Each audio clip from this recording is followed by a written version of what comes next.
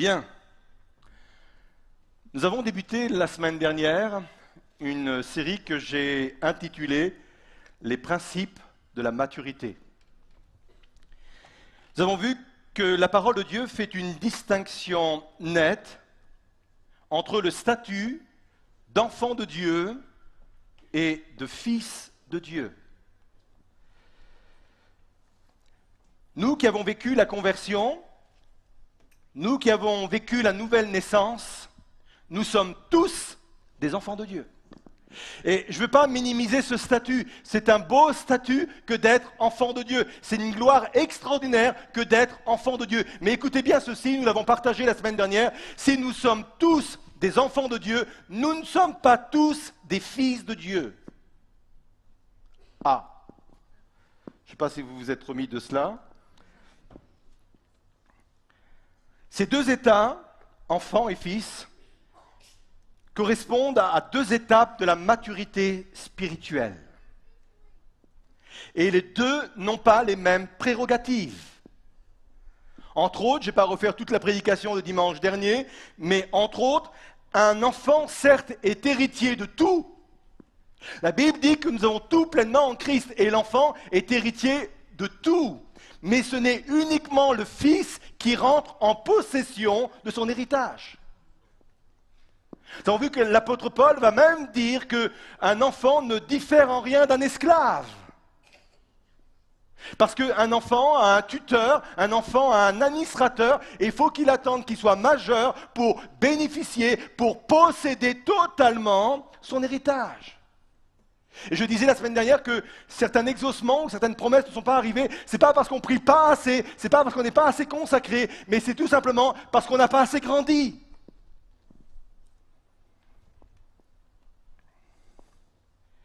Alors il est normal, il est important que nous devenions des fils afin d'avoir accès aux prérogatives attachées à ce statut de fils de Dieu. Aujourd'hui, nous allons faire une lecture dans Romains 8, verset 19. C'est une lecture qui a fait partie aussi de la méditation de dimanche dernier, mais nous allons développer cette pensée. Aussi, la création attend-elle avec un ardent désir, quoi ?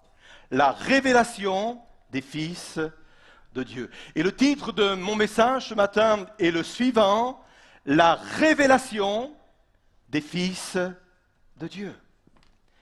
La première chose à laquelle je souhaiterais vous sensibiliser, c'est qu'il existe, écoutez bien ceci, une vraie résistance que je qualifierais de spirituelle, une véritable opposition que je qualifierais, écoutez bien, de diabolique, je l'ai dit, à ce que vous viviez la révélation des fils. Que des enfants, par leur maturité, deviennent des fils. Ne sous-estimez pas cette résistance spirituelle à ce que nous puissions grandir, à ce que nous puissions devenir matures. Ne sous-estimez pas cela, c'est réel. Colossiens 4, verset 12, et j'ai choisi la version parole vivante, nous parle d'un homme qui s'appelle Épaphras, un autre membre de votre Église et un vrai serviteur de Christ vous envoie aussi ses salutations. Et écoutez bien ceci, il dit, il combat sans cesse pour vous dans ses prières. Ce n'est pas quelqu'un qui prie de temps en temps pour ce sujet, pour le sujet qui est évoqué après, mais il est bel et bien dit, il combat sans cesse pour vous dans ses prières et il demande instamment. Quoi ? Quelle chose ? Que vous deveniez des chrétiens majeurs.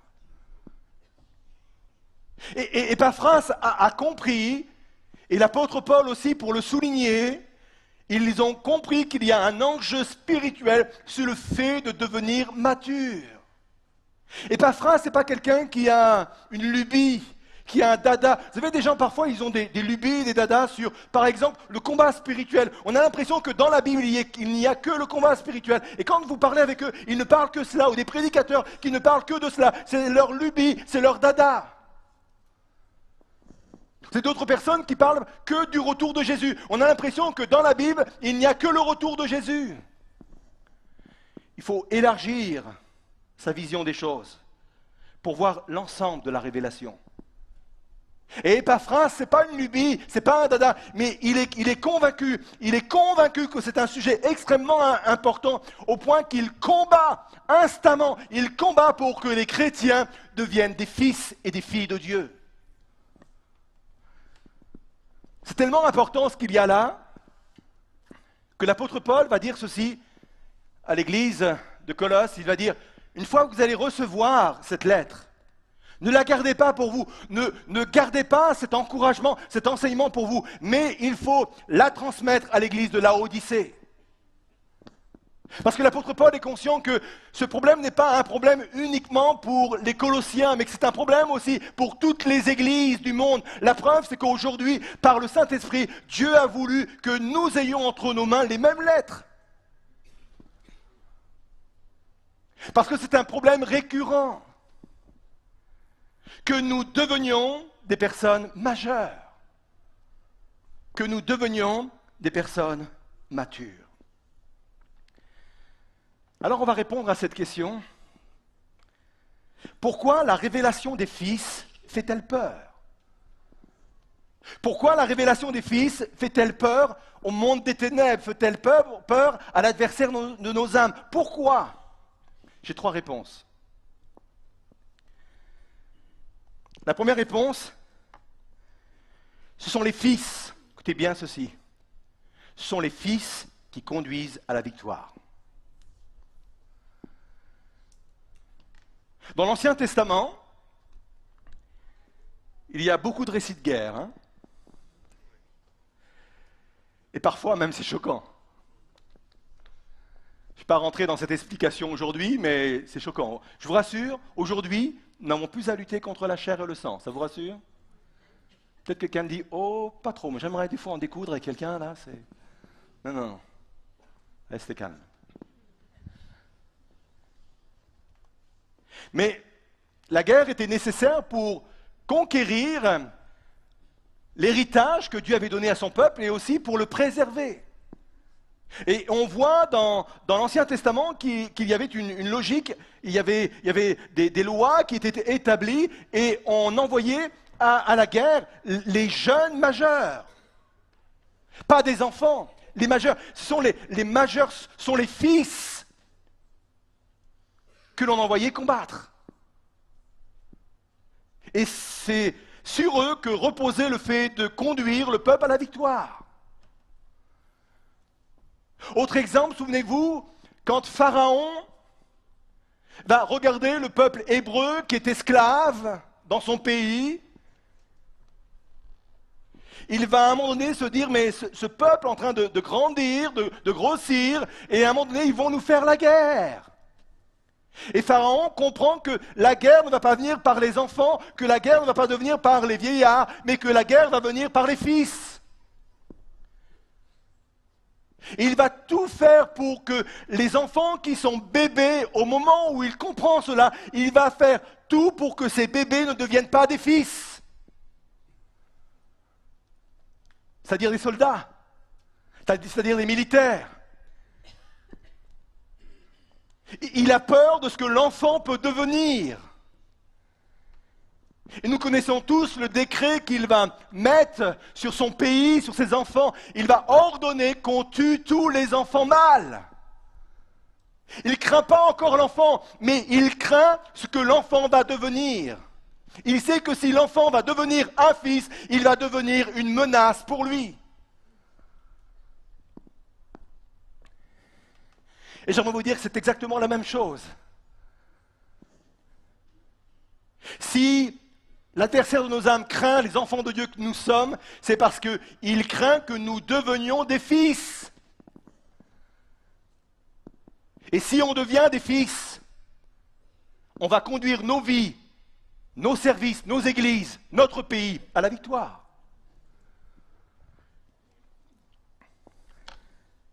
C'est Jean qui a très bien compris cela également dans son épître.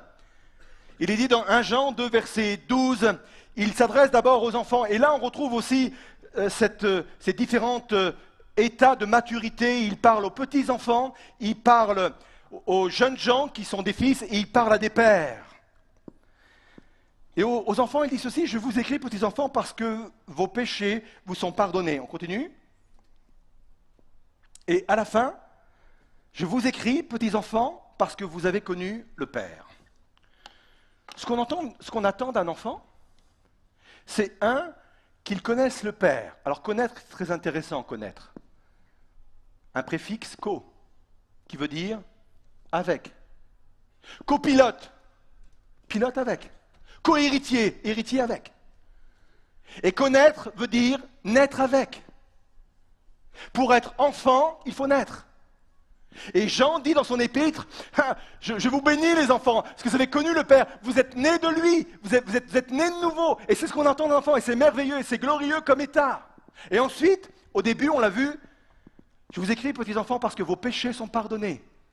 C'est génial. Et c'est déjà pas mal de comprendre, quand on est de nouveau, que les choses anciennes sont passées, et que toutes choses sont devenues nouvelles. Nos péchés sont pardonnés. Et il faut que l'enfant de Dieu puisse s'affermir dans cette réalité qu'il est né de Dieu et que ses péchés sont pardonnés. Mais après, il s'adresse à l'autre catégorie, les fils. On continue. Je vous écris, jeunes gens. On parle à des gens matures. On parle à des fils. Voyez-vous ce qu'il dit ? Parce que vous avez vécu le malin. On continue ? Je vous écris, jeunes gens, parce que vous êtes forts. Et que la parole de Dieu demeure en vous, et que vous avez encore une fois vaincu le malin. Nous avons ici encore une fois la preuve que la maturité est crainte, que le fait de devenir des fils est craint par l'adversaire de nos âmes, parce que quand on devient des fils, on devient fort, on demeure dans la parole de Dieu, et on peut vaincre l'ennemi.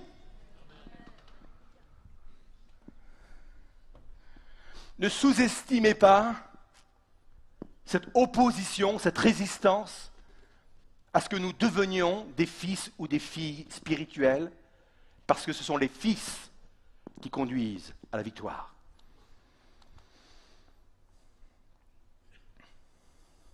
Pourquoi la révélation des fils fait-elle peur ? Deuxième réponse, c'est parce que c'est avec des fils que l'on construit. Et je voudrais remercier Daniel Sten qui m'a éclairé sur certains mots en hébreu. C'est notre docteur de la loi, Daniel. Et je veux vraiment l'en remercier. Bon, vous savez qu'en hébreu, le mot ben veut dire fils. Il est question de Rachel, à un moment donné, de Jacob, et Rachel est accouchée d'un enfant. Et elle souffre tellement, d'ailleurs, elle va mourir suite à cet accouchement. Et elle décide d'appeler son fils Benoni, qui veut dire fils de ma douleur. Et heureusement que Jacob dit non, on ne va pas l'appeler comme ça. Vous imaginez que le gars a 10 ans, 12 ans, 20 ans, hé, fils de ma douleur. Et il va l'appeler Benjamin.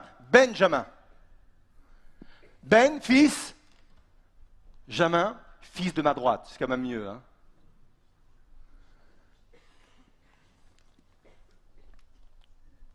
Donc Ben veut dire fils, mais le mot Ben vient de la racine Bana, qui veut dire construire. Et d'ailleurs, les Juifs disent que dans la Bible, lorsque vient un fils, alors, à partir de lui, on peut construire quelque chose. On peut même réparer le monde. Et là, il y a un exemple très riche dans la parole de Dieu. Le premier fils qui est né, le premier, après la création, c'est lequel? Répondez pas trop vite. Je sais que vous avez l'habitude, il y en a qui disent, voilà, attends. Il va t'emmener volontairement sur un terrain glissant pour que tu te payes la honte devant tout le monde.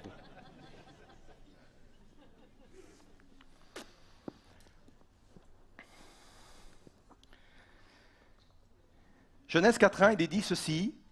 Adam connut Ève, sa femme, elle conçut et enfanta Caïn.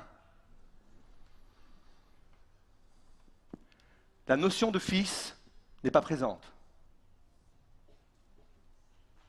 Elle enfanta un fils. D'ailleurs, sa descendance ne va pas survivre, elle va s'éteindre. Avec Caïn, le monde n'a pas été construit. On n'a rien construit, absolument rien construit avec Caïn.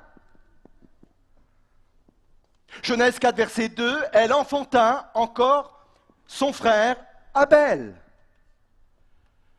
La notion de fils n'est pas encore présente. Et d'ailleurs, vous le savez tout comme moi, Abel va subir un meurtre, il va mourir, et encore une fois, sa descendance va s'éteindre.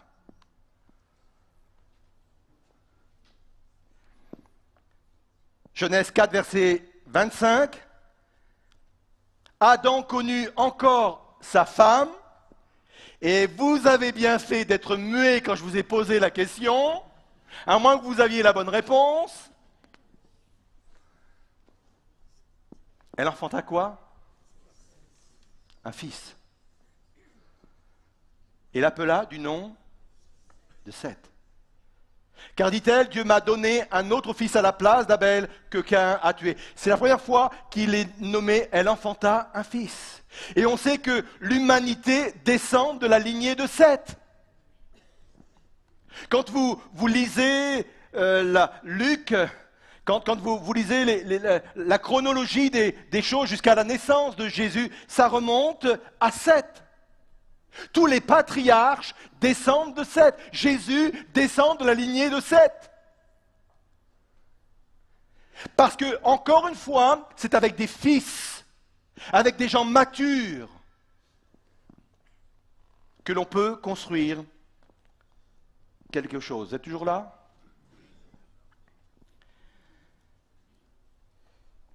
C'est pour cette raison que vous avez intérêt à rendre vos enfants matures.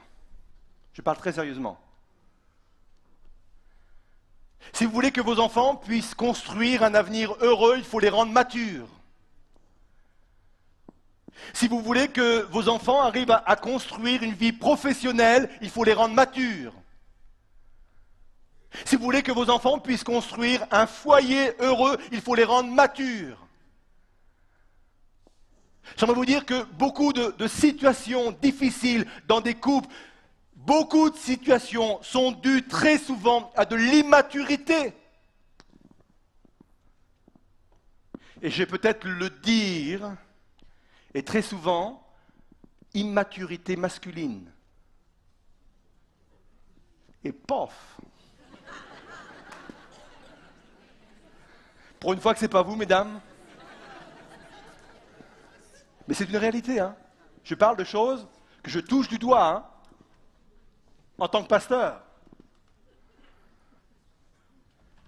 Retenez bien ceci. Je m'adresse aux parents, aux mamans, aux papas. C'est avec des fils matures que l'on construit quelque chose.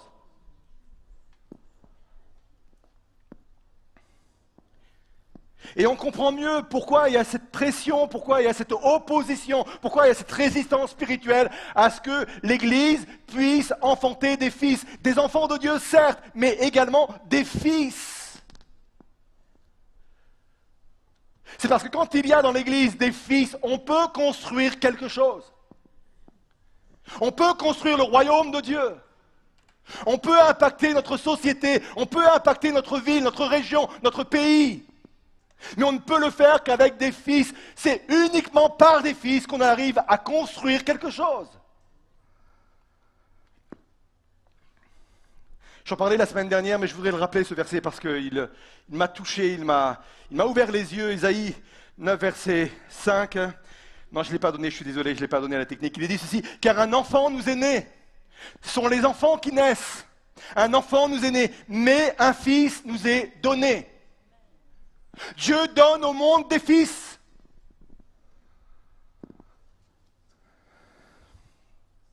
Je lisais hier soir, vraiment par hasard, je suis tombé sur un article qui parle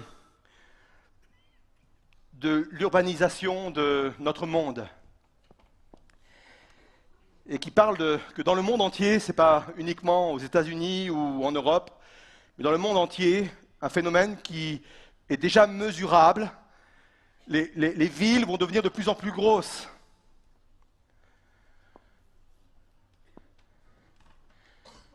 Et moi, je le vois à un autre niveau, déjà au niveau de Lille métropole. Lille, c'est 1 300 000 habitants, pour d'autres, c'est 1 500 000, peu importe. Mais c'est appelé à tripler, ça.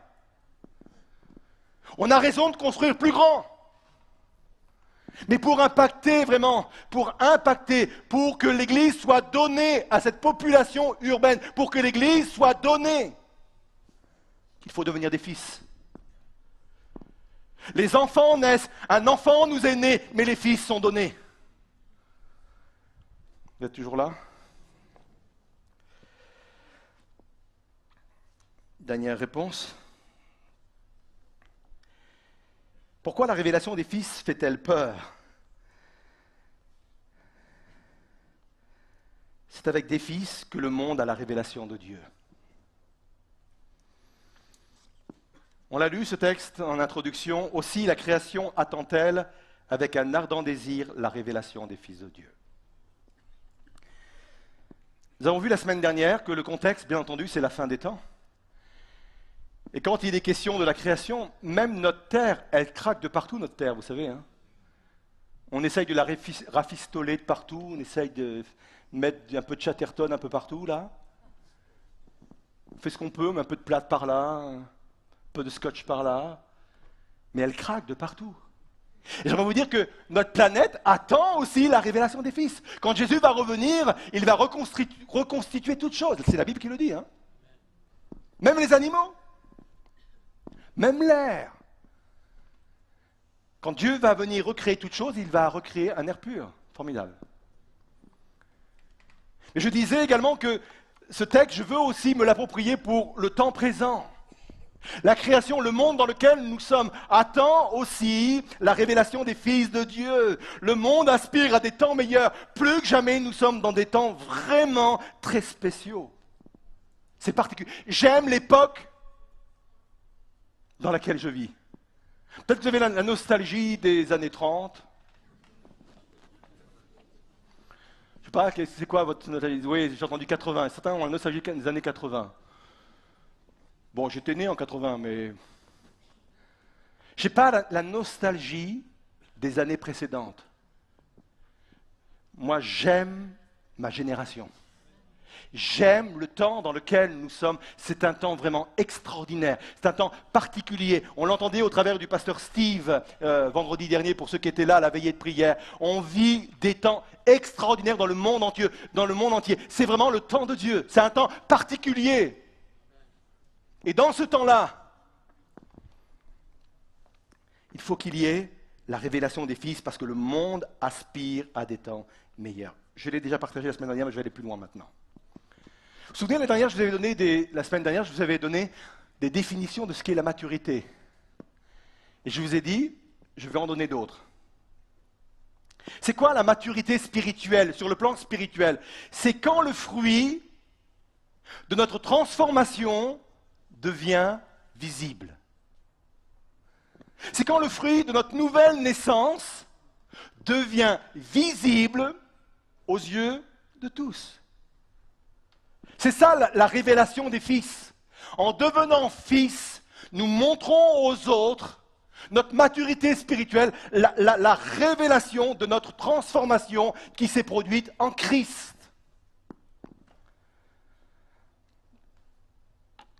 Je vais étayer un peu plus. Dans les évangiles, à un moment donné, des Grecs sont venus voir les disciples, Jean 12, verset 21, et on dit ceci, ils s'adressèrent à Philippe de Bethsaïda en Galilée et lui dirent avec instance. C'est comme la création qui soupire. Avec instance. Seigneur, nous voudrions voir Jésus. Et j'aimerais vous dire que notre monde, il est à ce point-là, avec instance. Peut-être qu'ils ne mettent pas le mot Jésus derrière, mais ils disent, nous voudrions voir Jésus. On aspire à des temps meilleurs, on aspire à autre chose.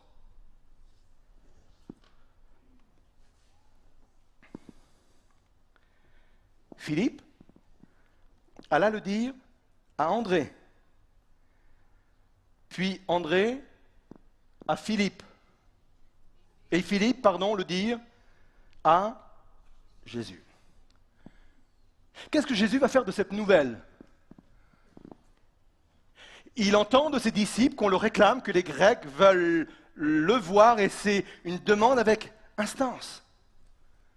On se serait attendu à ce que Jésus court vers eux en disant « Me voilà !» Et Jésus va faire cette réponse. Et franchement, quand vous lisez la réponse, on se dit « Jésus, tu n'as pas compris la question !» Ça m'est arrivé quelquefois à l'école, quand j'ai répondu à côté. « Tu n'as pas bien lu la formulation de la question ?» Et Jésus répond, en vérité, je vous le dis, si le grain de blé qui est tombé en terre ne meurt, il reste seul, mais s'il meurt, il porte beaucoup de fruits. Jésus, c'est pas la question. Mais si, c'est la question. Il est pleinement dans la question. Nous voudrions voir Jésus. Attendez, je vais mourir. Le grain de blé va être en terre. Et ce grain de blé va produire d'autres blés. Et les autres blés, quand ils vont arriver à maturité, vont être la copie exacte du grain de blé qui est tombé en terre. Nous voudrions voir Jésus. Attends, je vais mourir. Et les chrétiens qui, de ma mort, de ma résurrection, vont vivre, vont naître, vont devenir à maturité, ces chrétiens-là vont être l'image de qui je suis. C'est ça la révélation des fils. On est en plein dedans, c'est ça la révélation des fils.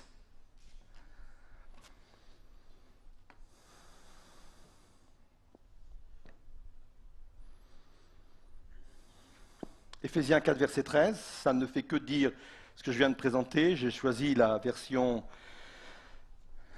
21, c'est Louis II 21. Jusqu'à ce que nous parvenions tous à l'unité de la foi et de la connaissance du Fils de Dieu, à la maturité de l'adulte, à la mesure de la stature parfaite de Christ. La maturité de l'adulte correspond à la mesure de la stature parfaite de Christ. En fin de compte, c'est quoi la révélation des fils? C'est quoi les signes extérieurs de notre transformation? Les fruits extérieurs de notre transformation sont les fruits de l'esprit. Hein?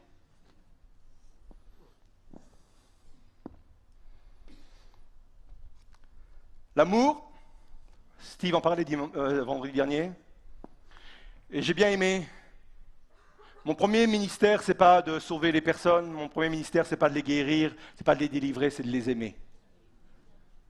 Et si je sais aimer, le don va être amorcé. C'est la joie, la paix, la patience, la bonté, la bénignité, la fidélité, la douceur, la tempérance. Tout cela, c'est la révélation des fils de Dieu. Et les fruits de l'immoralité, c'est l'inverse. Ce sont les disputes, les chamailleries, les jalousies. Ça, c'est de l'enfantillage. J'aimerais vous dire, et je bénis le Seigneur, franchement, je le dis sans complaisance, vous êtes vraiment une église exemplaire. Mais j'ai connu des églises où on perdait notre énergie, notre temps pour des enfantillages, pour des disputes, pour de la jalousie. Ça, pas dans ce lieu. Ça, c'est de la gaminerie. Et parfois, on a des réactions au milieu de nous. J'aimerais vous dire, excusez-moi, là je vous le dis franchement, parfois, c'est de la gaminerie. Il faut grandir. Il faut manifester le fruit de l'esprit. C'est ce que le monde attend. Le monde attend la révélation des fils. Ils aspirent à quoi? Ils n'aspirent pas à ce qu'on chante bien. Ils n'aspirent pas à ce qu'on soit nombreux, qu'on ait des beaux bâtiments, qu'on sache bien parler. Ils attendent la révélation de nos fruits.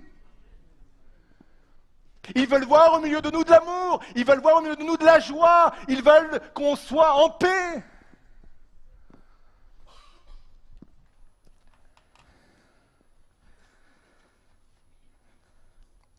Je vais arrêter parce que je vais exploser là.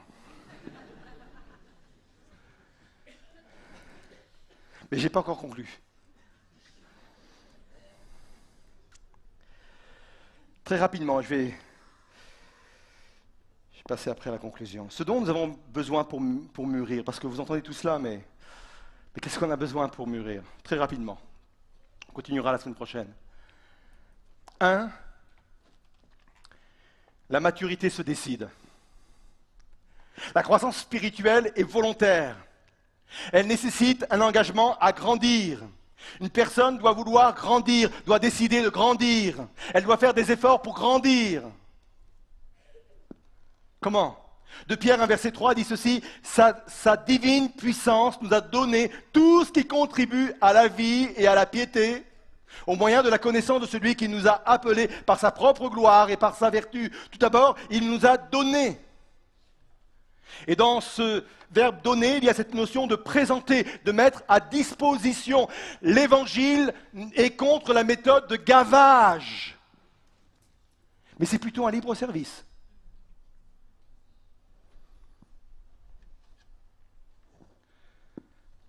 Et quand il est dit tout ce qui contribue à la vie, littéralement, une vie active, une vie vigoureuse, une vie qui va aboutir, voilà le sens de la maturité.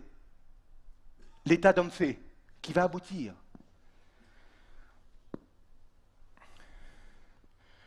Dieu met à ma disposition tout ce qui va contribuer à ma croissance. Dieu met à ma disposition tout ce qui va contribuer à ma maturité. Il faut que j'ai l'énergie d'aller chercher ce que Dieu met à ma disposition.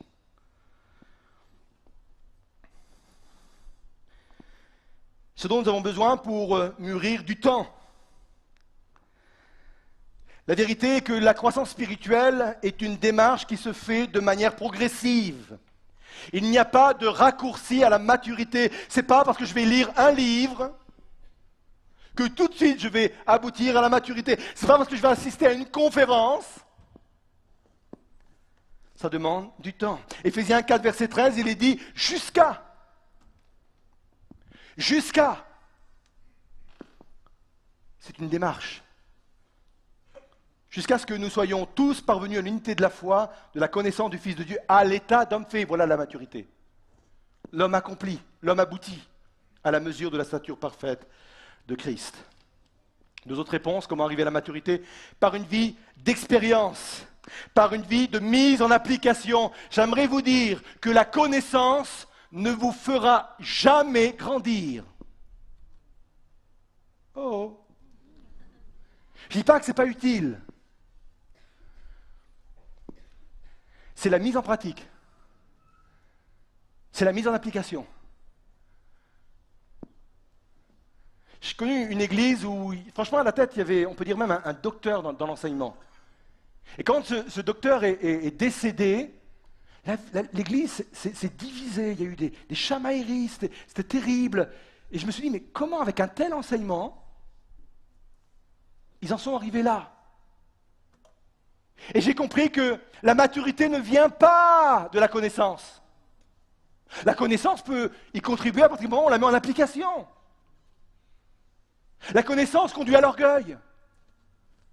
La connaissance conduit à la suffisance. La connaissance conduit à « je te donne des leçons ».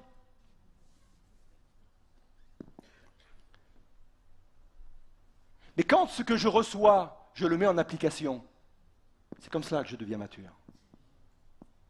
C'est pour cela que je veux toujours des prédications pratiques qui nous préparent au lundi, qui nous préparent au mardi, qui nous préparent à la semaine. Des choses que je peux appliquer dans la vie de tous les jours parce que c'est de cette façon-là que je peux grandir. Je termine, et là je vais conclure.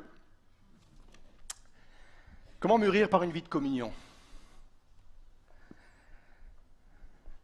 Jean 15, verset 5, vous connaissez par cœur. Je suis le cep, c'est Jésus qui parle. Vous êtes le sarment. Celui qui demeure en moi et en qui je demeure porte beaucoup de fruits. C'est des fruits qui arrivent à maturité, ça. Hein? Car sans moi, vous ne pouvez rien faire. Quelqu'un qui prie, c'est forcément quelqu'un qui va vers la maturité. Quelqu'un qui adore Dieu, c'est forcément quelqu'un qui va vers la maturité. Parce qu'il est connecté au cep, et le cep, c'est Christ. Et le sarment,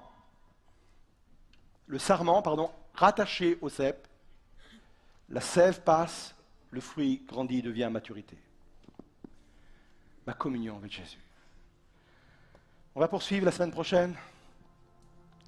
Je voudrais déjà qu'on puisse bien stabiliser ce qu'on vient de recevoir ce matin. On pourrait se lever à nos places et on pourrait rester dans le recueillement.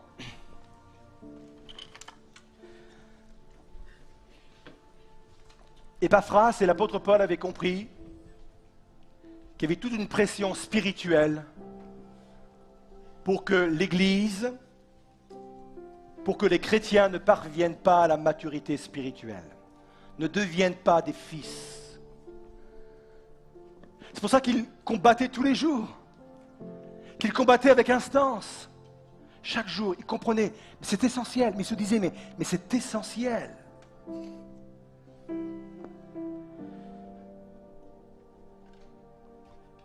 Si l'adversaire de nos âmes met une résistance, met une opposition, c'est parce qu'il a peur des fils. Il a peur des enfants qui peuvent devenir des fils. Il sait très bien que quand nous devenons fils, l'enfer tremble. Il sait que dans qu'une église est remplie de fils, et il sait que son royaume est ébranlé. Parce que ce sont les fils qui mènent à la victoire. Ce sont les fils qui remportent des victoires. Ce sont les fils qui triomphent.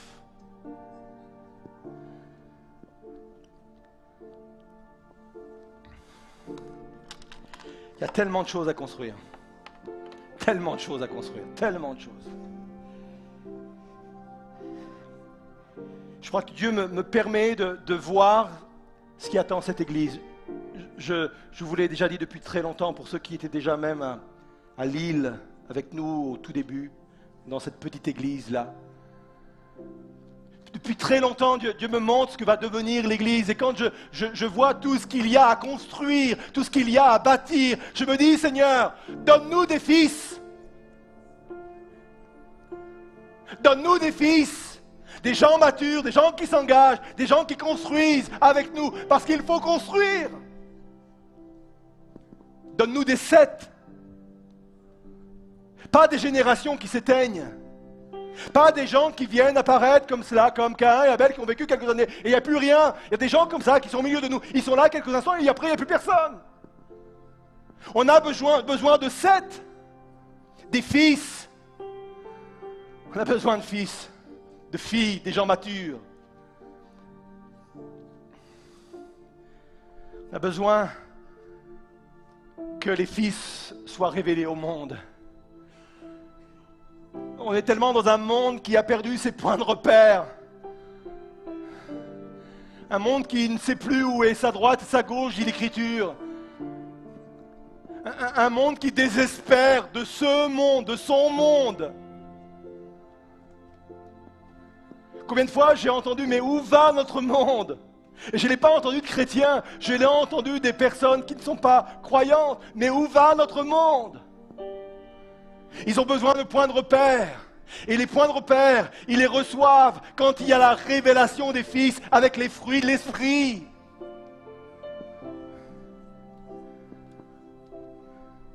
Ce message est crucial pour l'Église. Ce message est crucial pour le temps dans lequel nous sommes et vers quoi on va. C'est crucial. On ne peut pas passer à côté de cet appel. On ne peut pas ignorer cet appel. C'est crucial. Je ne vous demande pas de le recevoir d'une façon collective. Je vous demande de le recevoir d'une façon personnelle. Où j'en suis dans ma maturité. Où j'en suis dans ma croissance spirituelle. Est-ce que je me perds dans des enfantillages, dans des gamineries ? Est-ce que je suis encore superficiel ? Ou est-ce que je donne encore de la profondeur à ma vie spirituelle avec des réalités spirituelles? Le monde attend ce type de chrétien. Le monde est fatigué des faux chrétiens. Le monde est fatigué de ceux qui s'appellent chrétiens et qui manifestent des fruits qui n'ont rien à voir avec des chrétiens. Le monde est fatigué de cela. Le monde a besoin de vrais chrétiens qui révèlent le Fils, le véritable et l'unique Fils, Jésus-Christ. Le monde a besoin de cela. Je ne vais pas faire d'appel, je ne vais pas vous demander de venir parce que je suis convaincu peut-être que tout le monde viendrait. Mais là où nous sommes, à nos places, je demande de vous remettre en question, de me remettre, de nous remettre, et je m'implique dedans. Je veux devenir ce Fils. Je veux devenir ce Fils. Alors Seigneur, je m'abandonne, je me donne tout à nouveau à toi, tout entier, pas une partie, tout entier Seigneur. Je viens devant toi et je m'abandonne à toi Seigneur.